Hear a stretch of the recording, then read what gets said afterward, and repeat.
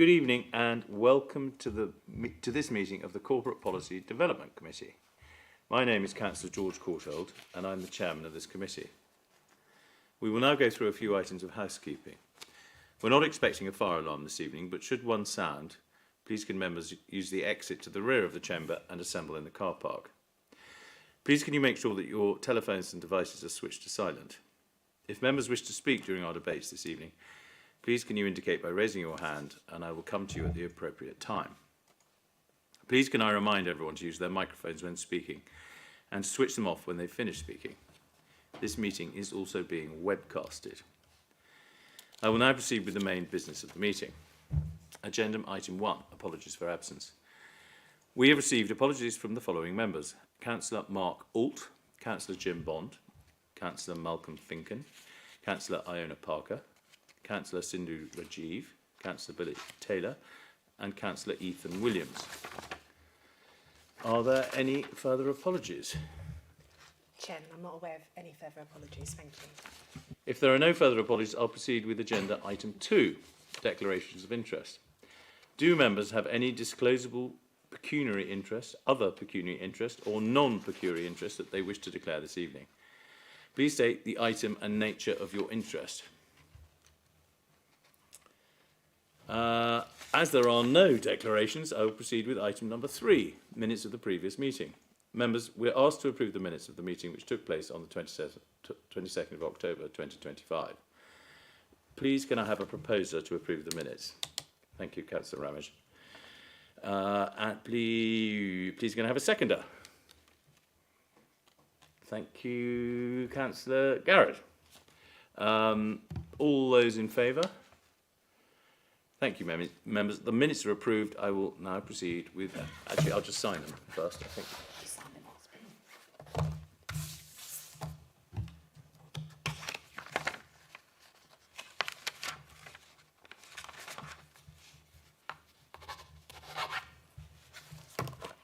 Thank you.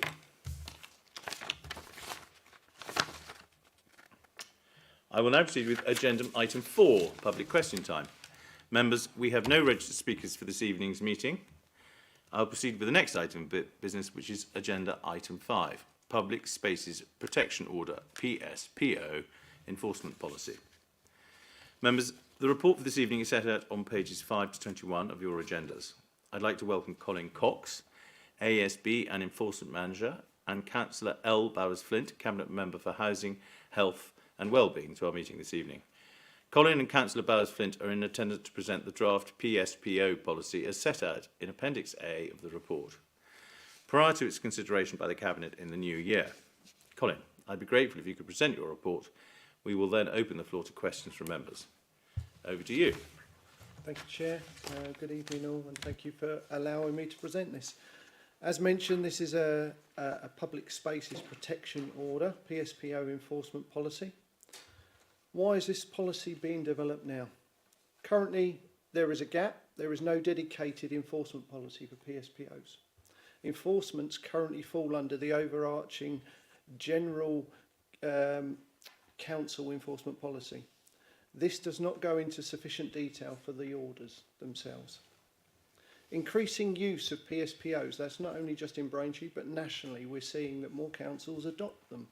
PSPOs, or Public Spaces Protection Orders, are a useful tool to prohibit specific activities and/or require certain things to be done by people engaged in particular activities within a defined area.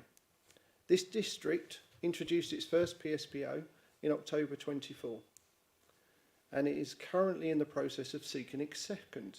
This proposed policy will cover these these orders and also any future PSPOs. The need for clarity and consistency. A specific policy will ensure clear, proportionate and legal sound approach to enforcement, reduce confusion for both officers and also the wider public. What does the policy aim to achieve? Establish a clear enforcement framework for existing and future PSPOs. Ensure a fair and transparent and consistent enforcement by authorised officers, that's police and the council. Align enforcement with corporate priorities, that's safe and more resilient communities, supporting vulnerable victims and tackling antisocial behaviour to improve health, well-being and public confidence. The benefits to the Council: improved governance. The policy provides a structured process for enforcement, reducing the risk of legal challenges. It provides operational efficiency. Officers will have a clear guidance on issuing fixed penalty notices, handling disputes and covering any safeguarding requirements. Compliance with legislation. The policy is aligned with the Antisocial Behaviour, Crime and Policing Act 2014 and the Regulators Code. And the benefits to the public: transparency. Residents understand what behaviours are prohibited and how enforcement will be applied. Fairness. The policy commits to proportionate enforcement considering individual circumstances. Community safety. Effective enforcement of a PSPO reduces antisocial behaviour in public areas, creating safer, more welcoming environments. And safeguarding. Provisions for vulnerable adults and minors during enforcement.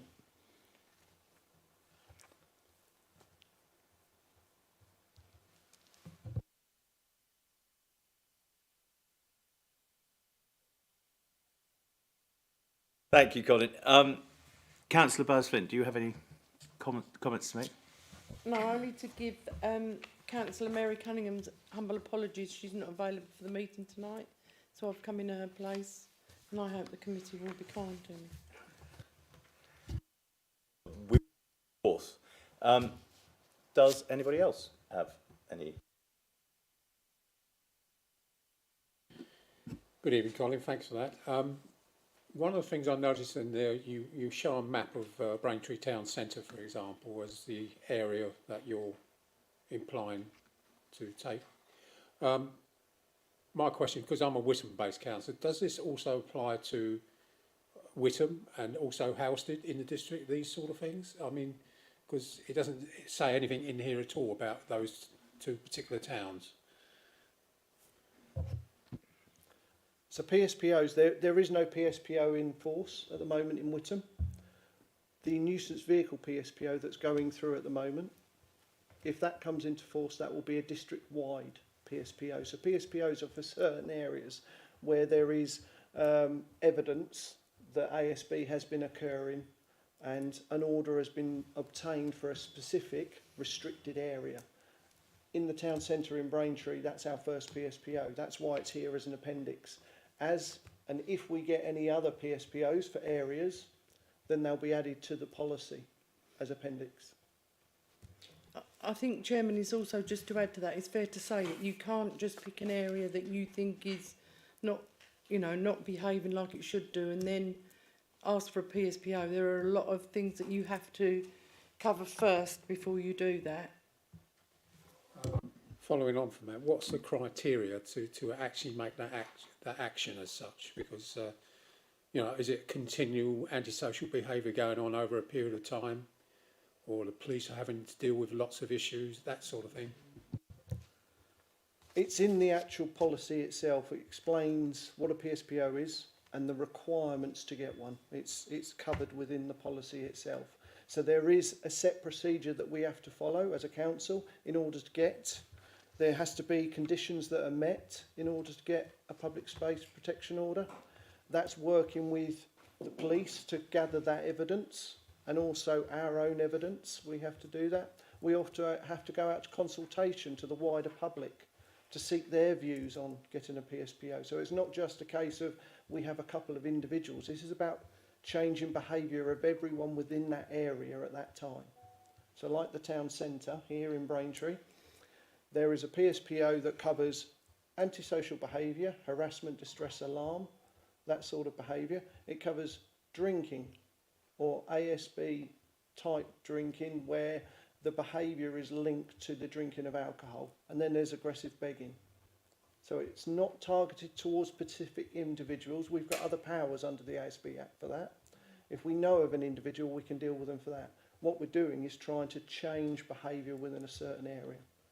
but that takes a lot of work to get a PSPO, and we need to evidence. It's not just a case of saying, I've got a problem now, and when I want to get a PSPO, it takes a long time. The PSPO for the vehicles is currently taking a year to get through, because they need to collect that data, they need to present it, and they need to go to court to get an order.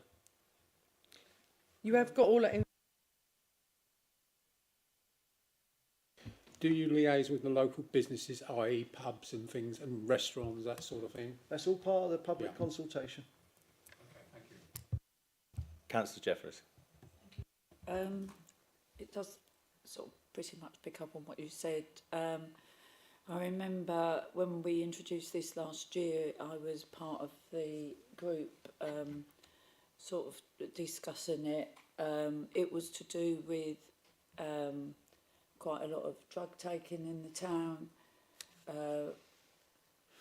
other residents being concerned that they didn't feel comfortable in the town, sitting on the seats as elderly people, drunkenness during the day, and it, as you said, it's not just something you can say, oh, because we could do this quite a lot of places. Just say, you know, we don't want these people here. It actually has got to have quite a lot of evidence, and as I understand it, the report really is not so much about the actual PSPO, but actually the enforcement of that. I was just wondering, and you might not have the information because it's not quite the same thing, but I just wondered if it was felt that since the PSPO came in last year, whether there had been a reduction in sort of complaints and with people. One of the things that we were a bit concerned about is that the PSPO covers a very specific area, as you can see on the map. And what the concerns that we had as members was that you just push some of the issues further out that weren't being covered by the PSPO, and also might not be covered as well with CCTV cameras, or in fact whether that was going to transfer into other villages or towns. So I didn't know whether you did have any update information on that, but I understand that that's not actually part of this report. I'm happy to talk to you about that PSPO outside of this. Councillor Staines, you had a question.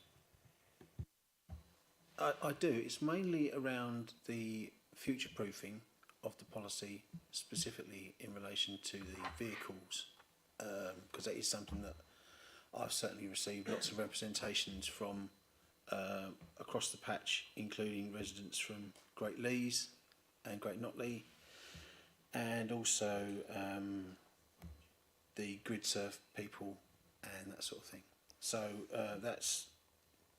so one of my concerns is that a fixed penalty notice may not be enough to deter someone that rocks up in a £300,000 car and tears around the place like they own it. So are there a range of enforcements, including seizure, crushing, etc., that might be more appropriate to vehicles than they are to individuals in the town centre? So that's a question. And there are a couple more that relate to signage, so deterrent. You know, as you're walking into the town, we can see the signs, they're clear, they're clean, they're nice. But if I drive into the area, what deterrent is there for me to, you know, cause vehicle nuisance, and what we're thinking about? So I guess it's more, it's the future proofing of this really, and to make sure that it talks to some of the specifics related to the vehicle nuisance, and that's again noise. So have we got enough kit, or have we got any kit, training for our officers and or your team to enable those modified bikes and cars to be dealt with appropriately and quickly? The answer, I think, is no at the moment. So does this policy as it stands, how will it be amended, improved, kept live to specifically deal with those vehicles issues, please? Okay, I'll try and take them one at a time. But we talk about nuisance vehicles. This policy is about enforcing a PSPO. If you've got a car meet and cars are racing, there is a whole multitude of offences being committed, not just a PSPO breach. There will be offences under the Road Traffic Act that the police will be able to deal with. So they have powers that they can deal with. They can seize vehicles, they can give Section 59 warnings, and if the vehicle, and not often with nuisance vehicles and car meets, they go round in groups, so it might have had a Section 59 warning elsewhere.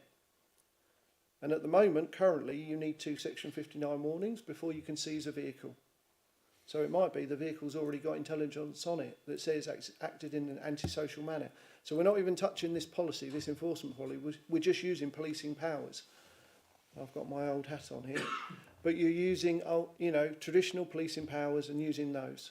All right, so there's a range of tools. The traffic officers in Essex Police, they do have noise monitoring equipment for noisy exhaust, same as they have tintmen for, tinted glass, etc.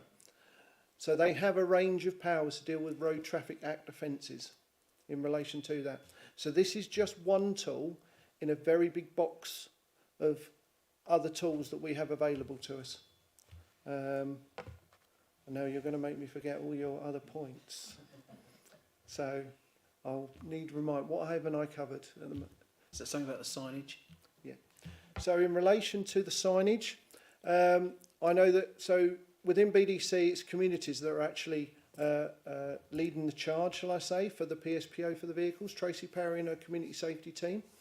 They are developing signage that will go out across the district on main routes, etc. So people who come in and visit the district from out of area in their nice cars that want to take part in these activities that we don't want them doing, they will see visible signs, and there are set signage that will go out, like I say, on these main arteries that are coming into our district. People that reside in this area, they will know that there is a PSPO enforced because it will be publicised that it's come in, certainly for vehicles. I'm currently doing a review for the town centre here because the signage can be better, it can be improved, and we want people to know if you're in this area, you don't do these activities. And that's something we're taking forward. Councillor Garrett. Thank you.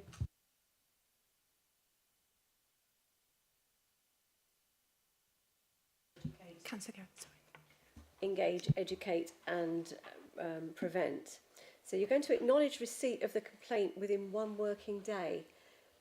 Is that a little bit ambitious? And how big is your team who deal with these?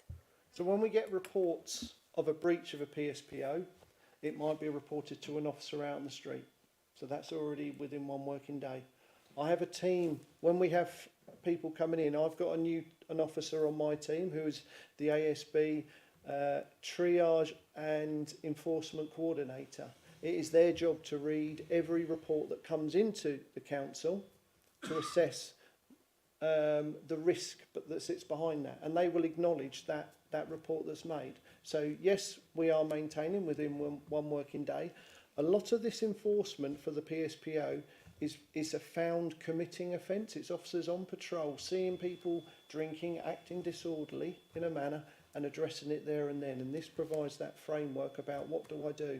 There might be occasions, we talk about stage 1 when we go through the enforcement process, is engage. Stage 2, is explain, and then stage 3 is enforce.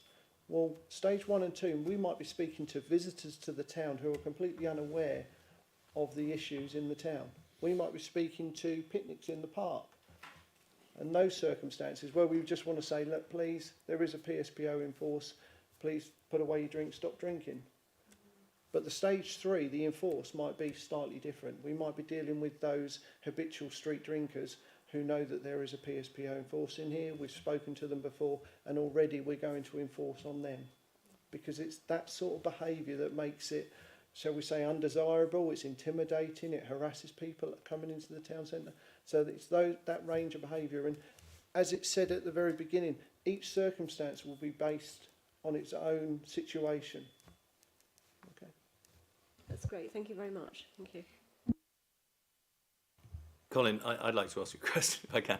I think this publicity and signage thing we've been talking about is very. I remember when I was I used to drive into London rather than take the train, and I was so thick or ill-informed or whatever that the various fines you got for having a smelly car or whatever I didn't understand what the signs meant because they were an acronym, and this is an acronym.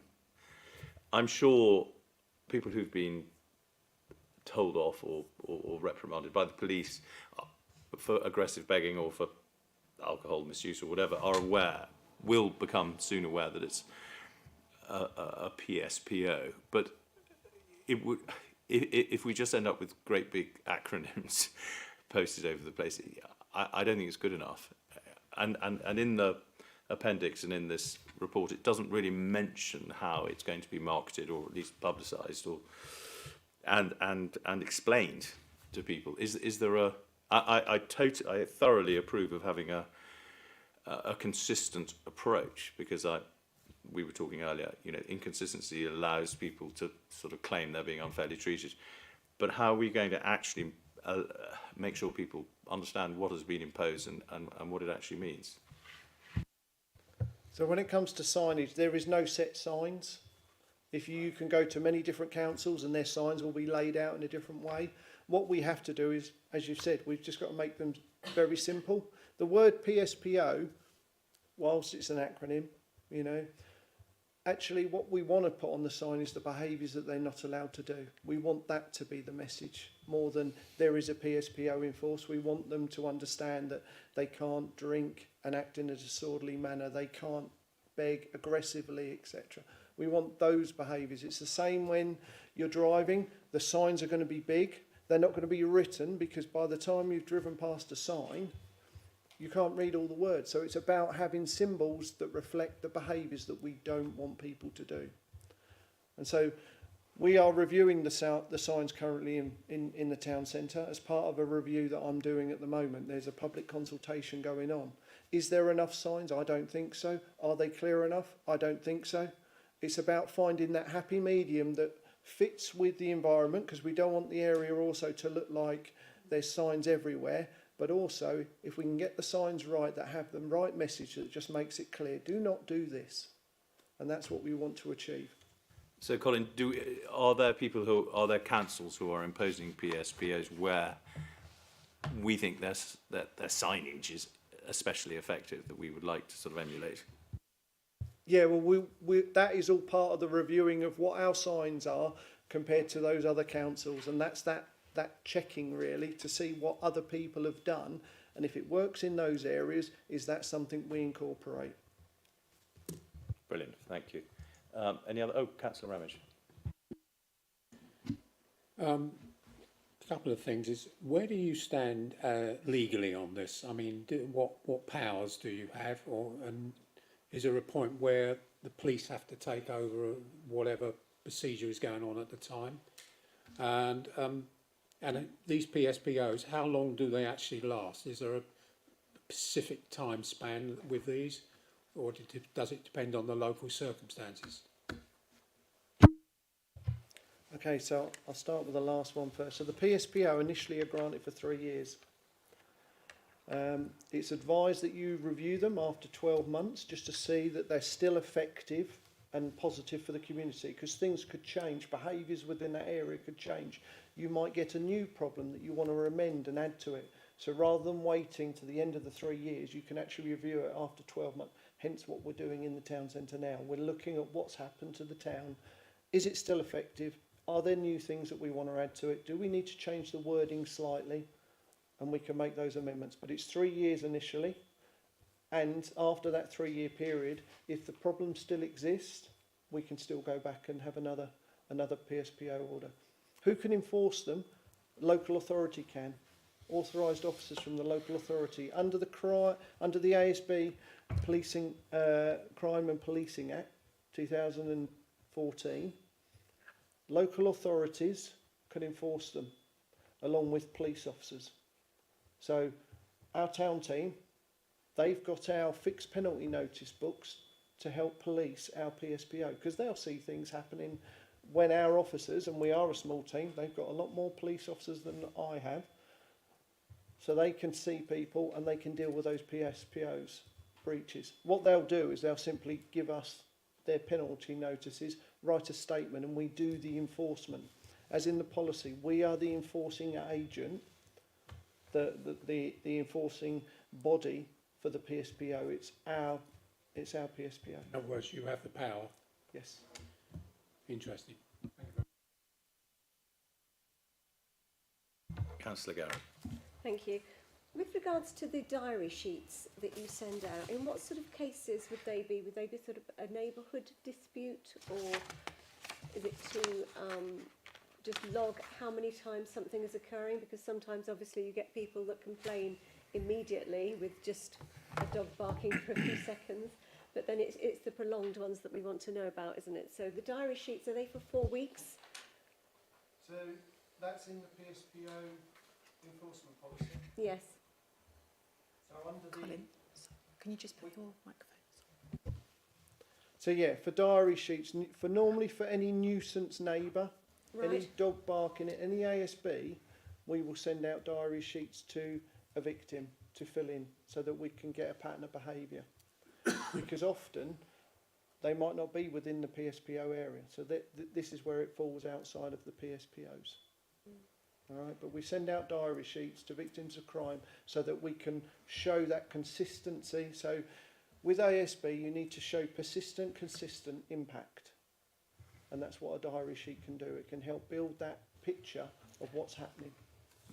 Can they be fraudulently, I mean, do you ask for evidence? Or, I mean, people can write whatever they want to, can't they, if a dog barks and say that it's happened again and again and again. Yep. Do you ask for evidence of that kind of thing? Or So- is it just the diary sheets you're interested in? How The do you di- analyse it? How do we? So again, it depends on how thorough they fill in a diary sheet. What is the impact to them? Like you say, this is only one person's version that's gone on, like everything. All right, but that will then start leading us down the route of the ASB legislation, the PSPO, and a fixed penalty notice. As I've said before, there are other tools. There is a community protection warning that we can issue. Now that's just a warning. If it hasn't happened, that behaviour, then that individual has got nothing to worry about, as in the perpetrator, because they don't need to change any behaviour, it's not happening. If we escalate that to a CPN, a community protection notice, we need more evidence. We need, as you say, the collection of that evidence, and we wouldn't do a diary sheet for that. We'd look at noise recording equipment going in to monitor, all right, and then we analyse those to see whether that is everyday noise, you know, tumble dryers, hoovers, children playing, you know, and the times when those are occurring, because we all live lives and it is just everyday noise that we expect some. Thank you. Yes, overall, I think the policy is very good. I've had a look at everything there, and I think it's extremely comprehensive.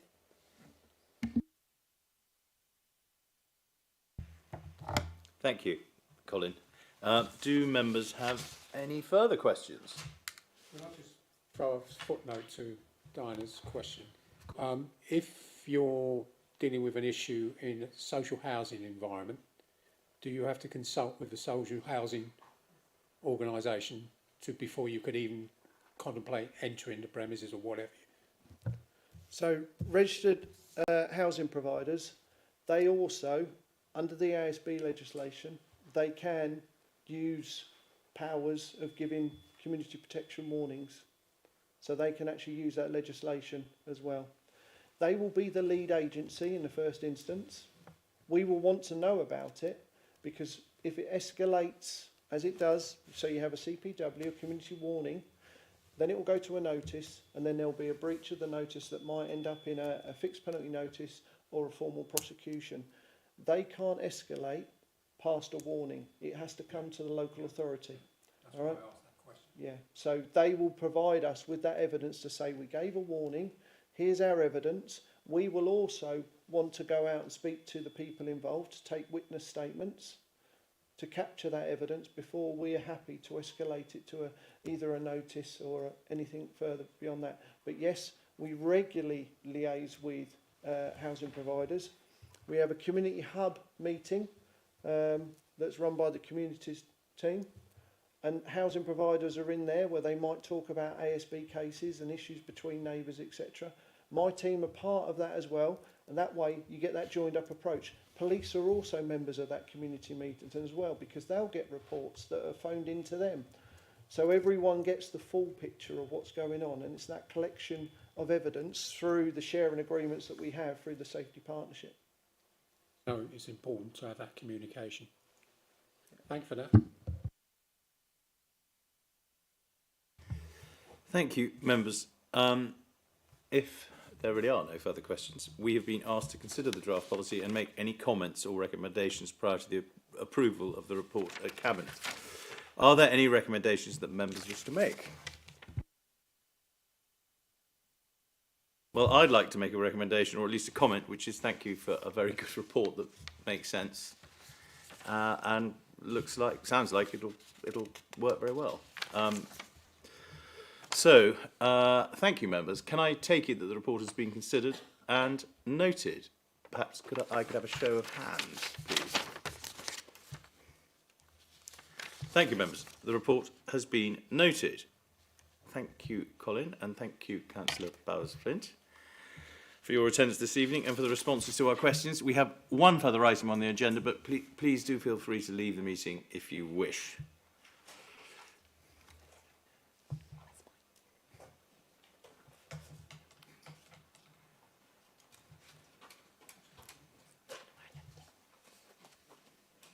Thank you.